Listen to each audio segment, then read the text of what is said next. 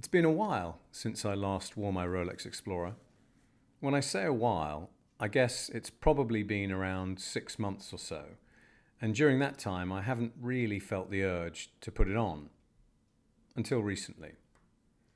I find that more than a little curious, not least because for many months I was completely obsessed by the Rolex Explorer.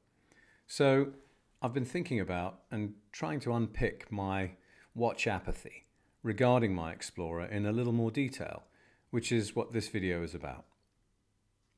When I say that I was obsessed with the Rolex Explorer, essentially this was at a time when I didn't own the watch, and instead I simply coveted owning one, almost to the extent that I wasn't really interested in other watches. The Explorer was front of mind. As is so often the case these days, buying one involved putting my name on a waiting list and then waiting for months, with no visibility or understanding as to whether I'd actually have the pleasure of ever buying or receiving one. During that waiting period, I continued to watch every video I could find on the Rolex Explorer, of which there are many, and the sense of desperation I felt meant that I even toyed with the grey market alternative of paying above retail price. Basically, back then that amounted to paying around £1,000 or so extra to secure one straight away. The mere mention of doing this to my wife saw an end to the notion of me paying over retail. As ever, Mrs. Watch Enthusiast London set me straight and brought me to my senses. As I say, there are numerous excellent videos reviewing the Rolex Explorer, and I don't wish to repeat or add my voice to the many gently purring sounds that already favour this watch, other than to say that amongst the things that I really love about the Explorer is that it looks so, well, unremarkable. At a glance, it's a plain-looking stainless steel watch on a bracelet. What I love about the Explorer is that it flies under the radar and is a simple, no-nonsense, almost boringly low-key luxury three-hand watch. If you know, you know. So the casual observer might not even know or recognise it to be a Rolex. Of course, for me the important bit is that I know, and really that's all that counts. It's personal. And then a little over 3 years ago, just before COVID changed everything, I got the call I'd been waiting for. I'd heard from one of the numerous authorised dealers that I'd been to see, and they told me that they had an Explorer in store. For what it's worth, I haven't ever heard a peep from any of the others that I registered with, so I count myself lucky. I was over the moon. This is my now discontinued 39mm Rolex Explorer, reference 214270, which some refer to as the Mark II Rolex Explorer 1 because its hands are not only longer than its immediate predecessor, but also the numerals are infilled with lume and aren't solid white gold. I honestly thought I'd never need another watch after making that purchase, and I was convinced that the Rolex Explorer would always remain one of my firm favourites and in my forever collection, come what may. I don't believe that assertion has really changed, but as I say, I find it rather odd that I haven't felt the urge to wear my Explorer for several months, and when I stop to think about it, nor have I really missed it. So that's got me pondering. Is it because I'm really just a collector of things, in this case watches? Well, I don't think so. I don't have any other collections, nor am I remotely interested in other collectibles in anything like the same way as I am with watches. Perhaps I simply enjoy the chase. Is it the process of acquiring watches that I enjoy? And once my prey has been snared, it doesn't sparkle and shine or appeal in quite the same way, or catch my eye quite so much. There might be an element of this going on, but maybe that's a character trait where I simply convince myself that I want what I can't have. Of course, as I walk the path of my watch journey, I'm learning about myself along the way, but I also do wonder how different my feelings are compared to other watch enthusiasts who might have already been here and done that. To be fair, during the last 12 months, I have indulged myself with a few new watches, all of which competed for wrist time, especially my Bremont Longitude and my A. Lange & Söhne Odysseus. So naturally there was less wrist time for my Explorer.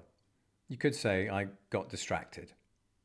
But then, as I think about it, I have to admit to harbouring similar feelings and a similar sort of excitement with pretty much every other watch I own.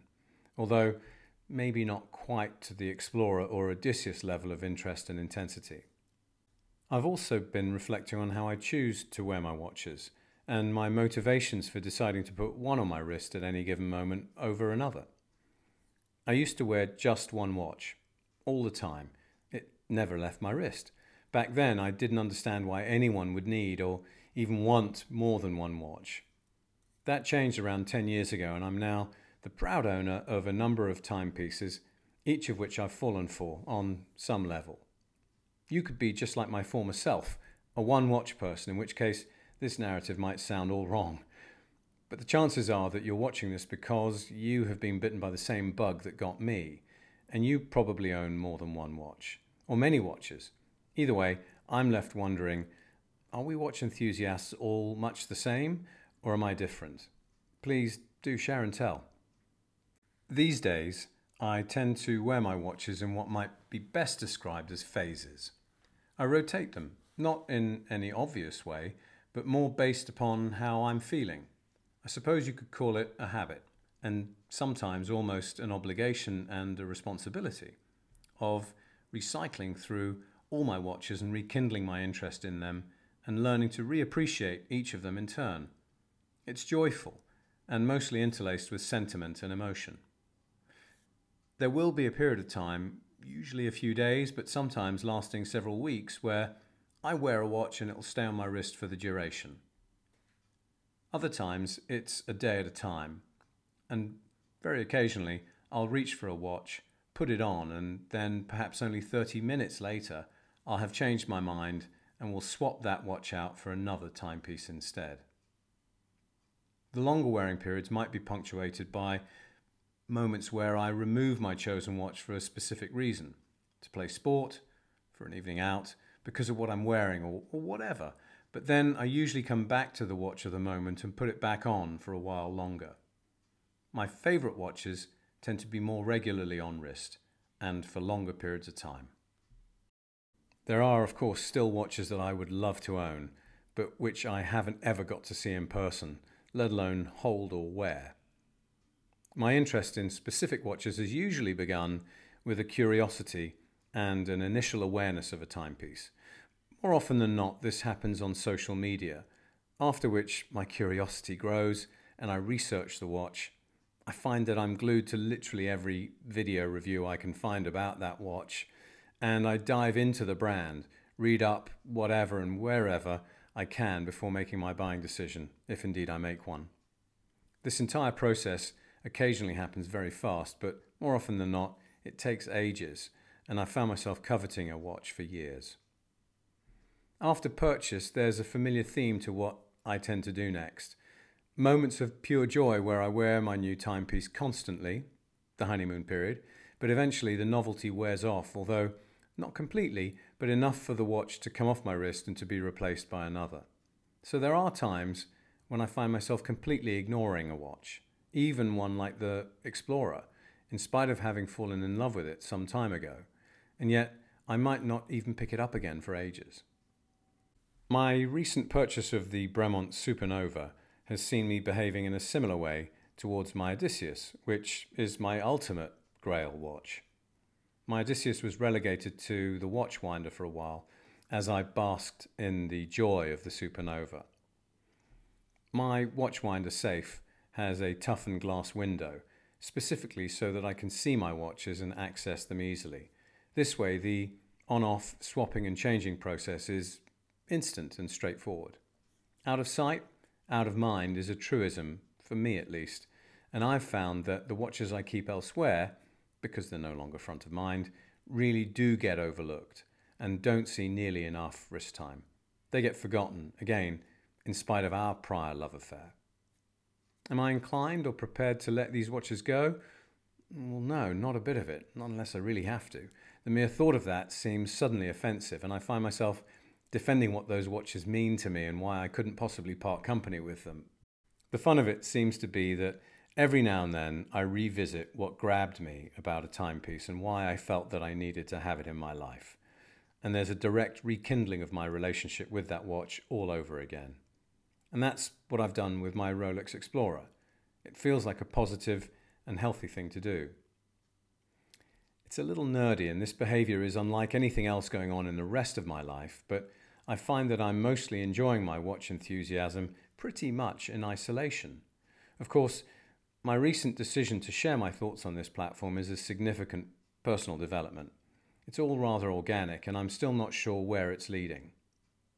And whilst I've yet to actually meet anyone that I've come across online in the watch community, I do nevertheless enjoy our written interactions and gain from following others on YouTube and Instagram, seeing what you're wearing, listening to your thoughts and opinions, and following what you do. Occasionally, the mere fact that someone else is reveling in a watch that I own and extolling its virtues makes me want to return to it. So thank you. But mostly, for me, it's a mood thing. It's about how I feel, and I try to fill my day with things that I love, like watches. And as indulgent as it sounds, I derive great joy from wearing my watches every day.